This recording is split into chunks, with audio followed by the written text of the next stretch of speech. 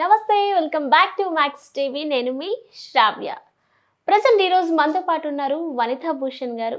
8 years experience in pregnancy yoga, 17 years experience in health department. She did 84 normal deliveries with her own hands.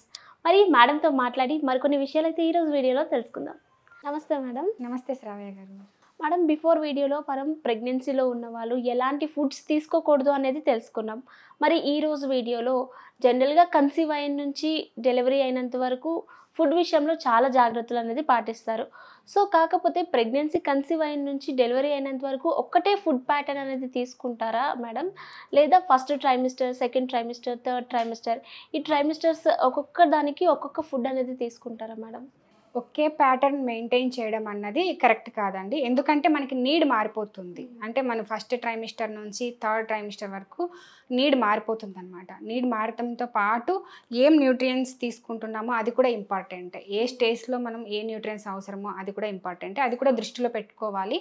మనం first trimester చూసుకుంటున్నట్టయితే ఆ స్టేజ్లో ఉన్న మదర్కి కానీ లేదంటే బేబీకి కానీ ముఖ్యంగా మైక్రో న్యూట్రియన్స్ ఎక్కువ అవసరం ఉంటాయి. మైక్రో న్యూట్రియన్స్ అంటే మనకి ఏంటి అంటే విటమిన్స్, మినరల్స్ ఇలాంటివి ఎక్కువ అవసరం ఉంటాయి.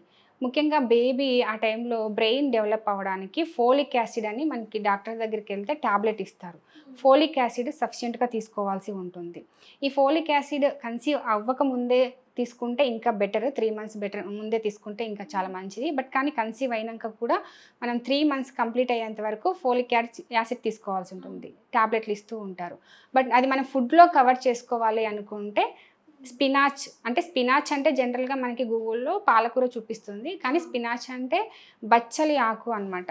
మీరు బచ్చలి ఆకు అని టైప్ చేసి చూస్తే అది కనిపిస్తుంది. అందులో మనకి ఫోలిక్ యాసిడ్ అన్నది బాగా కవర్ అయిపోతుంది. అలాగే అక్కడ మనకి అప్పుడప్పుడు హార్మోనల్ ఇన్బ్యాలెన్సెస్ వస్తాయి కాబట్టి అప్పుడు ఏంటి అంటే ఎక్కువ వామిటింగ్ సెన్సేషన్స్, నాజియా వస్తాయి కాబట్టి అవన్నీ మనము వాంతులు అవుతున్నప్పుడు ఎక్కువ ఎలక్ట్రోలైట్స్ అన్నీ కూడా లాస్ అయిపోతుంది, బాడీ వాటర్ లాస్ అయిపోతుంది. సో ఆ టైంలో మనము ద్రవాహారం మీద కాన్సన్ట్రేషన్ చేయాల్సి ఉంటుంది. లిక్విడ్ డైట్ తీసుకోవాలి, బాగా కొబ్బరి నీళ్ళు తీసుకోవాలి, మజ్జిగ బాగా తీసుకోవాలి. దీంతో పాటు మైక్రో న్యూట్రియన్స్ అన్నీ కూడా అంటే ఖనిజాలు, లవణాలు, విటమిన్స్ ఇవన్నీ అందేలాగా చూసుకోవాలి. ఇవన్నీ కూడా మనకి కూరగాయల్లో, ఆకుకూరల్లో, తర్వాత ఫ్రూట్స్లో ఎక్కువగా ఉంటాయి. మేజర్గా ఈజీగా డైజెస్ట్ అయ్యే ఆహార పదార్థాల మీద దృష్టి పెట్టాలి.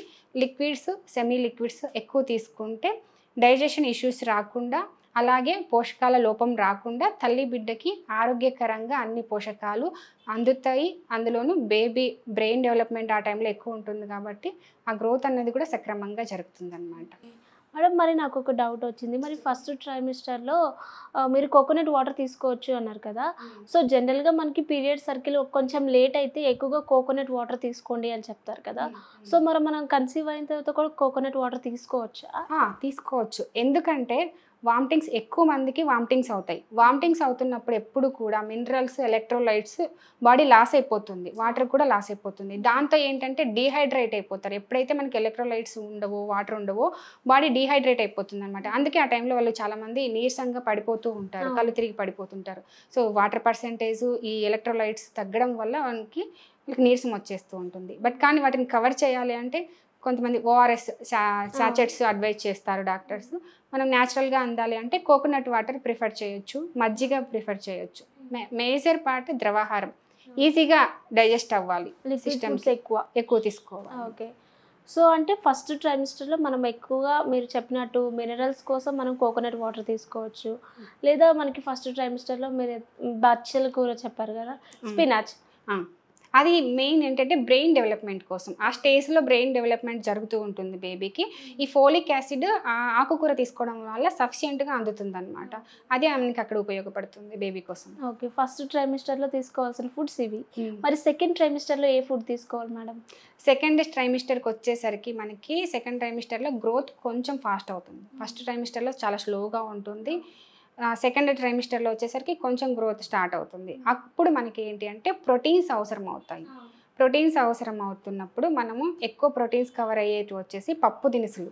పప్పు దినుసులు అంటే మనకి గుగ్గుల రూపంలో తీసుకోవచ్చు మీరు పప్పు దినుసుల్ని. అంటే ముఖ్యంగా పెసర ఎక్కువ తీసుకోవాల్సి ఉంటుంది. పెసర, అలసందలు, తర్వాత కందిపప్పు ఇలాంటివి ఎక్కువ తీసుకోవాల్సి ఉంటుంది. చాలామంది ప్రోటీన్ అనగానే మీట్కి మాత్రమే వెళ్ళిపోతారు. బట్ కానీ వెజ్లో కూడా చాలా కవర్ అయ్యేటివి ఉన్నాయి. అంటే ఇప్పుడు మీట్ తినొద్దని చెప్పట్లేదు, కానీ వెజ్లో కూడా చాలా కవర్. మీట్ అంటే డైలీ తినలేరు, వారంలో ఒకసారి 2 సార్లు కంటే ఎక్కువ తినలేరు. బట్ కానీ మనకి డైలీ రిక్వైర్మెంట్ ఎక్కువ ఉంటుంది కాబట్టి పప్పు దినుసుల మీద ఎక్కువ కాన్సన్ట్రేషన్ చేయాల్సి ఉంటుంది. So at the same time iron కూడా ఎక్కువ అవసరం అవుతుంది. ఐరన్ కూడా మనం ఇక్కడ బ్యాలెన్స్ చేసుకోవాల్సి ఉంటుంది. ఇప్పుడు ఫర్ ఎగ్జాంపుల్ మీరు కన్సీవ్ అయినప్పుడు 11 grams మీకు హెచ్పి లెవెల్ ఉందనుకోండి, హిమోగ్లోబిన్ పర్సెంటేజ్. అది ఇక్కడ బేబీ గ్రో అవుతున్న కొద్దీ ప్రతి నెల 1 గ్రామ్ రెడ్యూస్ అవుతా వస్తుంది. దాన్ని కవర్ చేయాలంటే మనం ఐరన్ ఫుడ్ ఎక్కువగా తీసుకోవాలి. ఐరన్ వచ్చేసి ఇక్కడ మనకి బెల్లంలో బాగా ఉంటుంది అనమాట. ఇక్కడ మనకి బేబీ గ్రోత్ స్టార్ట్ అయింది కాబట్టి మదర్ నుంచి బేబీకి సప్లై అవుతుంది కాబట్టి ఐరన్ కూడా సఫిషియెంట్గా అందాలి బేబీకి. ప్రోటీన్స్తో పాటు ఐరన్ కూడా సఫిషియెంట్గా అందాలి. ఐరన్ వచ్చేసి మనకి బెల్లంలో బాగా కవర్ అవుతుంది. అలాగే ఆకుకూరల్లో, ఆకుపచ్చని ఆకుకూరలు, థిక్ ఆకు అంటే థిక్ గ్రీన్ ఉన్న ఆకుకూరల్లో బాగా కవర్ అవుతుంది. దాంతోపాటు ఈ బెల్లం పప్పుండలు అంటే పప్పుండలు, వేరుశనగ గుండ్లతో చేసింది, ఈ బెల్లం కాంబినేషన్లో ఇవి చేసుకొని ఇవి తినగలిగితే at the same time protein cover అవుతుంది, అలాగే మనకి ఐరన్ కూడా కవర్ అవుతుంది. దీంతో పాటు సెకండ్ ట్రైమిస్టర్ ఎండింగ్కి వచ్చేటప్పుడు కాల్షియం కూడా ఎక్కువ అవసరం అవుతుంది. కాల్షియం కవర్ కావాలి అంటే రాగి మాల్ట్ తీసుకోవద్దు విత్ జాగ్రీ. షుగర్ కాకుండా జాగ్రీతో రాగి మాల్ట్ తీసుకుంటే అక్కడ మనకి కాల్షియం కూడా కవర్ అవుతుంది అనమాట. ఇలా గ్రోయింగ్ స్టార్ట్ అవుతున్నప్పుడు ఇవన్నీ కూడా మనం అందేటట్టు చూసుకుంటే హెల్తీగా గ్రోత్ ఉంటుంది. ఎందుకంటే ఆర్గాన్స్ అన్నీ అప్పుడప్పుడే డెవలప్ అవుతూ ఉంటాయి కాబట్టి ప్రోటీన్స్, కాల్షియం, ఐరన్ డెఫిషియన్సీ రాకుండా మనం ఫుడ్లో ఈ విధంగా కవర్ చేసుకోవచ్చు. సో ఎక్కువగా సెకండ్ ట్రైమిస్టర్లో మనం బెల్లం ఎక్కువగా తీసుకోవాలి, ఆకుకూరలు, అలాగే రాగి మాల్ట్ విత్ జాగ్రీ. సో ఇవి పప్పు దినుసులు ముఖ్యంగా ప్రోటీన్ కోసం పప్పు దినుసులు. ఓకే. సో ముఖ్యంగా ఇవి ఎక్కువగా తీసుకుంటే బేబీ యొక్క డెవలప్మెంట్ అనేది మంచిగా ఉంటుంది అంటారు. అవును. ఓకే. మరి థర్డ్ ట్రైమిస్టర్లో ఏం తీసుకోవాలి మరి? థర్డ్ ట్రైమిస్టర్లో ఇంకొంచెం ఎక్కువ గ్రోత్ ఉంటుంది. మనకి ఫస్ట్ ట్రైమిస్టర్లో కంటే సెకండ్ ట్రైమిస్టర్లో ఎక్కువ ఉంటుంది. ఆర్గాన్స్ అన్నీ డెవలప్ అవుతూ ఉంటాయి. థర్డ్ ట్రైమిస్టర్కి వచ్చేసి ఫాస్ట్ గ్రోత్ ఉంటుంది. అప్పుడు ఎక్స్ట్రీమ్లీ ఎనర్జీ కోసం తీసుకోవాలి. అంటే కార్బోహైడ్రేట్స్ బాగా తీసుకోవాలి, అగైన్ ప్రోటీన్స్ బాగా తీసుకోవాలి, గుడ్ ఫ్యాట్ కూడా తీసుకోవాలి. చాలామంది ఏంటంటే ఫ్యాట్ అవాయిడ్ చేస్తారు. బట్ కానీ గుడ్ ఫ్యాట్ ఉన్నవి కొన్ని ఉంటాయి. అంటే నూనె గింజలు ఉంటాయి కదా, పల్లీలు, గుమ్మడి విత్తనాలు, సన్ఫ్లవర్ సీడ్స్.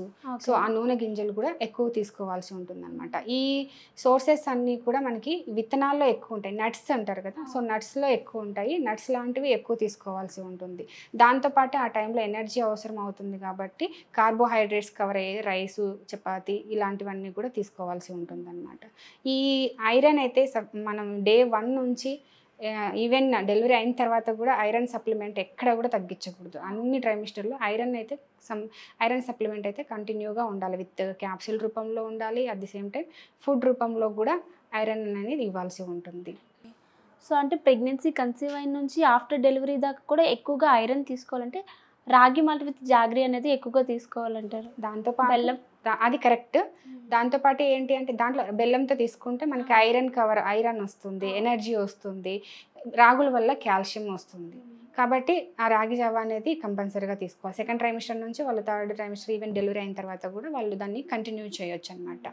ఇంకొకటి ఏంటి అంటే థర్డ్ ట్రైమిస్టర్లో తీసుకుంటున్నప్పుడు హెవీగా ఒక్కసారిగా ఇప్పుడు మనం 3 times తిని పొట్ట నిండా తినేస్తాం, ఎంత కావాలో అంత తినేస్తాం. కానీ ఎప్పుడైతే థర్డ్ ట్రైమిస్టర్లోకి ఎంటర్ అవుతారో అప్పుడు మనం 3 times పొట్ట నిండా కూర్చుంటామంటే ఇబ్బంది అవుతుంది, డైజెషన్కి ఇష్యూ అవుతుంది అనమాట. ఎందుకు ఇష్యూ అవుతుందంటే ఇప్పుడు మనకి ఉన్న పొట్టలోనే బేబీ పెరగాలి, ఈ మిగిలిన అవయవాలన్నీ కూడా ఉండాలి, అక్కడే అడ్జస్ట్ అవ్వాలి, స్పేస్ అవ్వాలి. మన పొట్ట అంటే తినే పొట్ట కూడా అక్కడే ఉంటుంది. సో అక్కడ ఏంటంటే మొత్తం ఒక పొట్ట వెళ్ళి మిగిలిన అవయవాల మీద అంతా కూడా పడుతుంది అనమాట. కాబట్టి అక్కడ స్పేస్ తక్కువ ఉంటుంది. ముందులాగా తింటానంటే అది కుదరదు అనమాట డైజెస్ట్ అవ్వడానికి. సో ఎక్కువ సార్లు తినాలి. ఫర్ ఎగ్జాంపుల్ ఇప్పుడు 3 times తింటే మనకి సరిపోతుంది అనుకుంటే ప్రెగ్నెంట్ లేడీ వచ్చేసి 6 timesకి మనం 3 times తినేదే తను 6 times తినాల్సి ఉంటుంది. ఇంకొకటి మేజర్గా ఇక్కడ గర్భిణీ స్త్రీలు చేసే పొరపాటు ఏంటి అంటే ఇద్దరికి తినాలి అని చెప్పేసి ఎక్సెస్ తింటూ ఉంటారు. ఏం తింటున్నారో చూసుకోరు, ఎక్సెస్ ఏది తిన్నా సరే ఎక్సెస్ తింటూ ఉంటారు. బట్ కానీ ఎక్సెస్ ఎప్పుడు కూడా మంచిది కాదు. అది ఎంత అవసరమో అంతే తినాలి. ఇద్దరికి తినాలని చెప్పేసి డబల్ తిని వెయిట్ వీళ్ళు పెరుగుతారు, బేబీ కాకుండా మదర్ పెరుగుతూ ఉంటుంది అనమాట. అది కూడా ఒకసారి చెక్ చేసుకోవాల్సి ఉంటుంది. ఎక్కువ తినకుండా ఎంత అవసరమో అంత తినాలి. ఏం తింటున్నామో మెయిన్ ఏంటంటే సమతుల ఆహారం తీసుకుంటున్నామా లేదా. ఒకే దాన్ని ఎక్కువ తింటుంటారు, అది చాలా మేజర్గా నేను గమనించింది చెప్తున్నాను. ఒకే ఐటెంని ఎక్కువ తీసుకుంటుంటారు, బట్ అన్ని కవర్ చేయాల్సి ఉంటుంది. ఈవెన్ ప్రోటీన్ ఎక్కువ తీసుకోకూడదు, కాల్షియం ఎక్కువ తీసుకోకూడదు, ఎనర్జీస్ ఎక్కువ, అలా కాకుండా అన్నీ కవర్ అవుతున్నాయా లేదా, మనం తీసుకునే మీల్లో అన్నీ కవర్ అవుతున్నాయా లేదా అనేది చెక్ చేసుకోవాల్సి ఉంటుంది. ఇద్దరికి కవర్ అవ్వాలని చెప్పేసి ఎక్కువ తినడం వల్ల వాళ్ళు పెరగాల్సిన గ్రోత్ కంటే కూడా ఈవెన్ ప్రెగ్నెంట్ ఉమెన్ జనరల్గా కన్సీవ్ అయినప్పటి దగ్గర నుంచి డెలివరీ అయ్యేంత వరకు 10 to 12 kgs పెరిగితే సరిపోతుంది.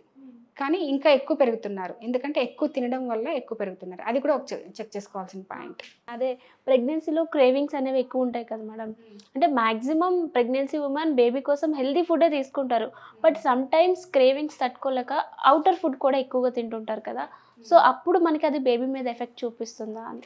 ఖచ్చితంగా కడుపుతో ఉన్న అంటే స్త్రీ ఏం తింటుందో అది ఖచ్చితంగా బేబీకి కడుపులో ఉన్నప్పుడు మాత్రమే కాదు, తన జీవిత కాలం మొత్తం ఆ ఫుడ్ ఎఫెక్ట్ అన్నది తన మీద ప్రభావం ఖచ్చితంగా చూపిస్తుంది. స్త్రీ ఏం తింటుంది, గర్భిణీ స్త్రీ ఏం తింటున్నాను, ఎంత తింటున్నాను అది చెక్ చేసుకోవాలి. మీరు క్రేవింగ్స్ అన్న మాట ఇక్కడ యూజ్ చేశారు కాబట్టి చెప్తున్నాను. క్రేవింగ్స్ అంటే మనకి ఎందుకు వస్తాయి అంటే, ఫర్ ఎగ్జాంపుల్ వాళ్ళకి ఆ టైంలో పులుపు తినాలని ఎక్కువ అనిపిస్తూ ఉంటుంది. ఎందుకు పులుపు తినాలి అనిపిస్తుంది అంటే ఆ టైంలో విటమిన్ సి అనేది రిక్వైర్మెంట్ ఎక్కువ ఉంటుంది.